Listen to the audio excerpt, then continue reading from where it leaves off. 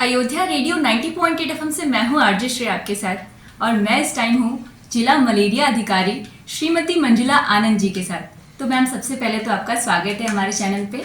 नमस्कार, बहुत बहुत धन्यवाद। और मैम गर्मी का मौसम आ गया है और मौसम चेंज हो गया है तो डेंगू और मलेरिया बहुत ज़्यादा फैल रहा है। तो ये किस प्रकार की बीमारी है और कैसे फैलता है? देखिए, डेंगू और मलेरिया, ये बात सही है कि जनपद जो है विगत कई वर्षों से डेंगू रोग से काफ़ी प्रभावित रहता है हमेशा से। और इसमें देखिए, ये एक वेक्टर जनित रोग है जिसे वेक्टर बॉर्न डिजीज़ भी बोला जाता है।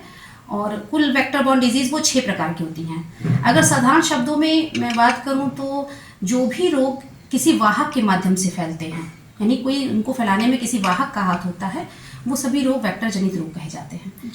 तो ये वेक्टर जनित रोग जो होते हैं, इसमें मुख्यतः मच्छर ये बीमारी फैलाता है, जिसमें आपका डेंगू है सर्वप्रथम, जिससे हमारा जनपद प्रभावित रहता है। मलेरिया है, फाइलेरिया है, चिकनगुनिया है, दिमागी बुखार है, और एक बीमारी इसमें है जो छठी बीमारी है, वो मक्खी के द्वारा फैलती है, वो है कालाजार, जिससे फिलहाल हमारा जनपद अभी प्रभावित नहीं है। तो मैम इसके रोकथाम के लिए क्या करना चाहिए? देखिए, मच्छर का तो रोकथाम का आप मान के चलिए कि सबसे पहले जड़ तक पहुंचने के लिए तो हमें मच्छर पैदा ना हो ये सोचना चाहिए। मच्छरों से बचाव सबसे सर्वप्रमुख इसमें कारण है कि आप मच्छरों से बचाव कर पाएं। तो मच्छर क्यों पनपते हैं, ये तो आप सभी पढ़े लिखे, हम सभी पढ़े लिखे जानते हैं। जहाँ गंदगी होगी, जहाँ पानी जमा होगा, ऐसी सभी जगहें वहाँ मच्छर पनपेगा। और मच्छर पनपेगा तो बीमारियां फैलेंगी। तो सबसे तो ज़रूरी ये है कि हम अगर स्वयं को स्वस्थ रखना चाहते हैं तो हम दूसरे पे निर्भर ना रह के सबसे पहले स्वयं को देखें कि हमारे आसपास कहीं गंदगी तो नहीं है। तो साफ सफाई इसमें सबसे महत्वपूर्ण कारण है, जिसके कारण ये रोग अधिक से अधिक फैलते हैं। आपने एक वर्ड यूज़ किया है वेक्टर बॉर्न डिजीज, तो ये क्या होता है? मैंने जैसा कि अभी शुरू में ही आपको बताया कि जो भी रोग किसी वाहक के द्वारा फैलते हैं जी, मतलब जैसे कि हम कहते हैं ना कि किसी एक स्थान से दूसरे स्थान जाने के लिए हम किसी साधन या वाहन का प्रयोग करते हैं जी। तो ये बीमारी भी एक जब बीमार व्यक्ति से किसी वाहक के द्वारा किसी स्वस्थ व्यक्ति में ट्रांसफर होती है। कोई बीमार व्यक्ति है, उससे संक्रमण मच्छर ने लिया और वो दूसरे को काटा, उस तक पहुंचा दिया, तो ये बीमारी फिर वो वेक्टर जनित रोग होती है जो कि किसी वाहक के माध्यम से फैलती है। तो इससे बचने के लिए क्या क्या किया जा सकता है? मैंने कहा ना कि इसमें बचने के लिए सबसे पहले तो यही है कि आप स्वयं और अपनी और अपने घर के आसपास की साफ सफाई रखें। हम लोग के विभाग में देखिए नारा दिया जाता है, हर रविवार मच्छर परवार। एक नारा इस समय शासन से प्रचलित है। इसका अर्थ यह है कि प्रत्येक रविवार जो कि अवकाश का दिन होता है, वो हम अपने घर की स्वयं साफ सफाई करें, चाहे वो घर हो या अगर कोई प्रतिष्ठान दुकान चलाता है तो वो अपने दुकान में देखे। घर में देखिए, आप आमतौर पे आपने देखा होगा कि हम कोई उत्सव करते हैं, कोई समारोह हमारे यहाँ होता है, डिस्पोजेबल बर्तन खूब यूज होते हैं। उसके बाद वो बगल में किसी खाली भूखंड में कहीं भी अगल बगल डाल दिए जाते हैं। और अगर एक भी बारिश हुई, उसमें थोड़ा भी पानी आ गया तो वहाँ भी मच्छर पनपते हैं। नालियाँ तो जो है वो अगर गंदी हैं तो वहाँ पनपेंगे। लेकिन आपको मैं बता दूँ सबसे एक बहुत विशेष बात कि जो डेंगू रोग है, डेंगू रोग का जो मच्छर होता है वो स्वच्छ मतलब साफ पानी, रुके हुए साफ पानी में अंडे देती है। मादा मच्छर जो कि इसकी एडीज होती है, वो जहां भी रुका हुआ साफ पानी उसको मिलेगा वहां वो अंडे देगी। तो सबसे पहले अपने घर को देखिए। घर में मतलब कई बार ऐसा होता है कि हम अपने घर में नहीं देखते कि हमारे घर में ही मच्छर पैदा हो रहे हैं। आप फ्रिज की में देखिए, पहले अब तो आ रही है जो बड़ी फ्रिज आ रही है, उसको छोड़ दीजिए। छोटी फ्रिज में पीछे एक ट्रे होती है, वो बहुत ही अच्छा स्थान है मादा मच्छर को अंडे देने के लिए। अच्छा। और वो मच्छर जब अंडे वहां हो जाते हैं तो बड़े होंगे तो वो आप ही के घर में विचरण करेंगे। फिर कूलर में होता है, गर्मी में क्या होता है, लोग कूलर चलाते हैं, पानी उसका होता है कि साफ करके आपको प्रति सप्ताह आपको बदलना होता है। प्रति सप्ताह निकालिए, कूलर धूप में रखिए, सूख जाए, झाड़ के साफ कीजिए, तब दूसरा पानी भरिए। लेकिन वो लगातार पानी केवल उसमें भरता रहता है, उससे भी उसमें मच्छरों के अंडे देने के लिए बहुत अच्छा स्थान वो मिलता है उनको। और इसी तरीके से देखिए, गमले होते हैं, लोग गमले अपने घर में चारों तरफ लगाते हैं और उसमें पानी लोग डालें कई बार होता है कि थोड़ा पानी भी ऊपर रह जाता है, पूरा पानी नहीं सूखता, वो उस पानी में भी मच्छर अंडे देता है।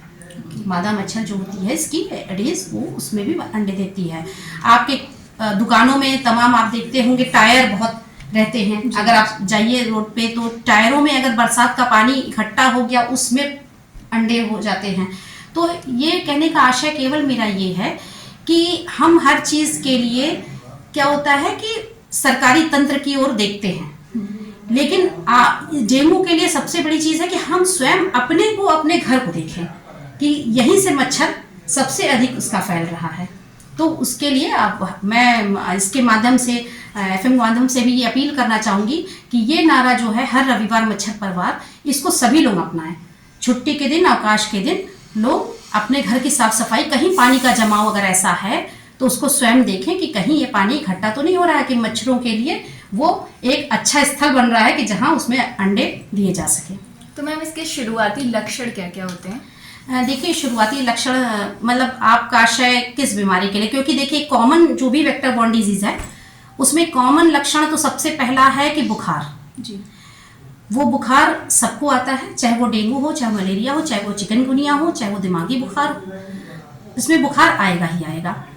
अब इसमें बुखार के साथ कुछ अलग अलग सिम्टम हैं जिससे कि इन बीमारियों को सामान्यतः पहचाना जा सकता है। जैसे अगर बुखार के साथ आपको ठंड लग करके एक अंतराल पे बुखार आ रहा है, कपकपी के साथ आ रहा है, तो वो मलेरिया है। लेकिन और इसके साथ अगर बुखार के साथ आपको जोड़ों में दर्द हो रहा है, बहुत ज़्यादा दर्द हो रहा है जोड़ों में, मतलब इतना हो रहा है कि आप खड़े नहीं हो पा रहे हो ठीक से, तो आपको चिकनगुनिया है। चिकनगुनिया को एक अन्य ब्रेकबोन फीवर भी कहा जाता है, इसीलिए कि उसमें जोड़ों में बहुत दर्द होता है। अगर शरीर में सामान्यतः बुखार के साथ, दर्द के साथ अगर आपके आई बॉल्स में दर्द है, सर के साथ साथ आँखों के हिस्से में दर्द है, उसके बाद त्वचा पे कहीं रैशेज भी पड़ रहे हैं, ठीक, तो इस टाइप की अगर चीज़ें हो रही हैं तो ये डेंगू के लक्षण हैं। डेंगू के लक्षण बाद में और कॉम्प्लिकेटेड जब होता है तो उसमें तमाम चीज़ें होती हैं, शरीर के किसी भाग से ब्लीडिंग भी हो सकती है ये, और वॉमिटिंग भी होती है, तो ये सब है जबकि ज़्यादा क्रिटिकल हो जाता है। बाकी फिर आपका दिमागी बुखार में सामान्य बुखार के साथ वो झटके आते हैं, पेशेंट बेहोश भी हो सकता है, मूर्छा आ सकती है उसको, और उसको झटके आते हैं। तो ये सारी चीज़ें हैं। बाकी कालाजार में वो पेट बढ़ जाता है, उसके कुपोषित जैसा बच्चा दिखता है। तो ये सारी चीज़ें हैं जो कि इन बीमारियों के सामान्य लक्षण हैं जिनसे आप पहचाना सकता है। लेकिन फिर भी मैं एक बात जरूर ये कहना चाहूँगी कि लक्षणों के आधार पर कृपया कोई भी अपने से दवा ना खाएं, क्योंकि अपने से दवा जब व्यक्ति करने लगता है या झोला छाप डॉक्टरों के चक्कर में पड़ जाता है या तांत्रिक झड़वाने फुकवाने के चक्कर में लोग पड़ जाते हैं, तो उसमें वो बीमारी बिगड़ जाती है। इसलिए यदि आपको बुखार आता है और आपको लगता है कि हाँ मुझे बुखार के साथ कुछ ऐसे लक्षण आ रहे हैं कि जिसमें ये वेक्टर बॉर्न डिजीज में से कोई बीमारी मुझे हो सकती है, तो कृपया इसको जो है किसी भी सरकारी अस्पताल में जाकर के उसका जांच कराएं। और इसमें जो भी जांचें, विशिष्ट जांचें मैंने बताया, डेंगू है, आपका चिकनगुनिया है, ये सभी जांचें आपकी सेंटिनल लैब, इसकी जिला अस्पताल यहाँ पर और मेडिकल कॉलेज में 2 जगह है। बाकी उपचार की सारी जगहों पे व्यवस्था सारे सरकारी अस्पतालों में, जो कि पूरी तरह जांच और उपचार इसकी निःशुल्क है।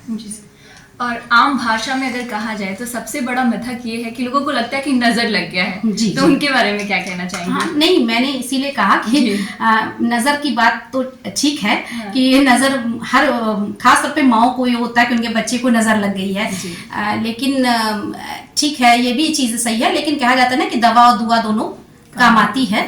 और तो आप दुआ भी कीजिए, बाकी दवा भी, उसका भी एक अपना रोल है, तो वो भी करना ज़रूरी होता है कि उसमें केवल विशेष बात यह है कि दिन बीतने के साथ रोग और मतलब कॉम्प्लिकेटेड ना हो, उनको समय पे इलाज मिल जाए, बस यही सबसे महत्वपूर्ण है। बाकी इसी के साथ मैं एक और इसी अभियान मतलब इससे संबंधित एक मैं चर्चा करना चाहूँगी, जिसमें विशेष संचारी रोग नियंत्रण अभियान के संबंध में, जो कि आगामी 1 अप्रैल से प्रारंभ होने वाला है पूरे प्रदेश के 75 जिलों में, जिसमें अपना जनपद अयोध्या में भी हो रहा है। ये अभियान वर्ष 2018 से हमारे माननीय मुख्यमंत्री महोदय की बहुत ही महत्वाकांक्षी योजनाओं में से एक था, जिसमें कि आपको याद होगा कि गोरखपुर बस्ती मंडल दिमागी बुखार से कितने अधिक प्रभावित रहते थे, जिसमें कि प्रत्येक वर्ष हजारों की संख्या में बच्चे जो है मृत्यु का भी शिकार होते थे, अपंगता का भी शिकार होते थे। तो उसको सोचते हुए हमारे माननीय मुख्यमंत्री महोदय ने बहुत ही दूरदृष्टि के साथ ये अभियान शुरू किया, जिसमें उनकी एक सोच थी कि कोई भी इस तरह का जो भी बीमारी है, जो भी इस तरह के रोग हैं, इसमें साफ सफाई, पोषण और स्वच्छ पेयजल, संतुलित भोजन, ये सबसे महत्वपूर्ण घटक है। आप भी देखते होंगे जो भी हमारे गांव के बच्चे हैं या गरीब तबके के या निचले तबके के बच्चे हैं, उनको संतुलित भोजन नहीं मिलता है तो वो जल्दी बीमारी के प्रभाव में आते हैं। या साफ सफाई नहीं होती है तो मच्छर, मैंने जैसे शुरू में ही आपको बताया कि मच्छर पनपेगा तो ये बीमारियां होंगी।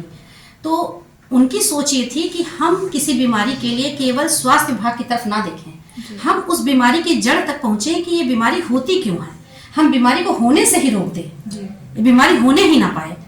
इसको सोच के उन्होंने करीब जो है 13-14 विभागों को एक छतरी के नीचे लाए और ये 13-14 विभाग मिलके, उनको अलग काम कोई नहीं करना है, उनको केवल अपने विभागीय कार्य ही जो है वो उस समय के दौरान, जो कि अभियान का समय है, उसमें माइक्रो प्लान बना करके बहुत ही त्वरित गति से और गुणवत्तापूर्ण तरीके से कार्य करने हैं कि ये हम शुरू से ही इस पे पकड़ बना लें। इसीलिए इसका देखिए प्रथम चरण ये अप्रैल में किया जाता है, जिसमें कि ताकि हम शुरू में ही इस अभियान को, अभी बहुत रोग नहीं प्रभावित हुआ है जनपद, तो हम उस पर कंट्रोल कर पाएँ, जिसमें आपके नगर विकास विभाग, मतलब नगर पालिका, नगर पंचायतें, नगर निगम, ये भी है।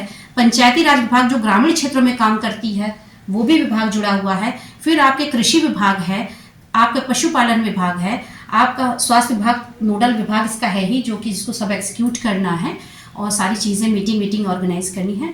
बाकी और भी तमाम इसमें विभाग ऐसे हैं, जैसे शिक्षा विभाग है, माध्यमिक शिक्षा, बेसिक शिक्षा भी है, क्योंकि उनको जोड़ने का आशय ये है कि बच्चे जो है वो सबसे अधिक संवाद प्रसारित करते हैं। अगर ये प्रचार प्रसार का माध्यम हम बच्चों को बनाएंगे, तो जैसे मैंने कहा, नारा दिया हर रविवार मच्छर परवार, ये आप केवल एक बच्चे को बता दीजिए स्कूल में, फिर देखिए वो कैसे अपने घर में अपने अभिभावकों को बताता है।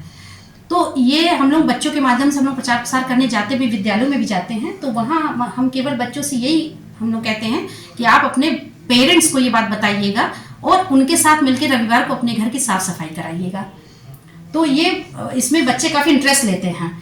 तो इस तरह से ये विभागों को जोड़ा गया है, जिसका बहुत सकारात्मक परिणाम सामने आया है। वर्ष 2018 से वो जो उसका संख्या था बहुत कम हुआ है और बीमारियों पे काफ़ी हद तक बचाव, नियंत्रण हुआ है। और प्रत्येक वर्ष ये 3 चरण में होता है, अप्रैल में, जुलाई में और फिर अक्टूबर में। तो अप्रैल का अभी 1 अप्रैल से 30 अप्रैल के बीच में ये अभियान संचालित किया जाएगा, जिसमें हमारे जिलाधिकारी महोदय और मुख्य विकास अधिकारी महोदय और मुख्य चिकित्सा अधिकारी महोदय के अध्यक्षता और निर्देश में ये अभियान संचालित होगा। तो इससे है कि मुझे पूर्ण विश्वास है कि उन लोगों के निर्देश में हम लोग अच्छे से अच्छे अपने जनपद में इन संचारी रोगों पे नियंत्रण कर पाएंगे। बहुत बहुत धन्यवाद मैम आपका, हमें आपसे बात करके बहुत अच्छा लगा।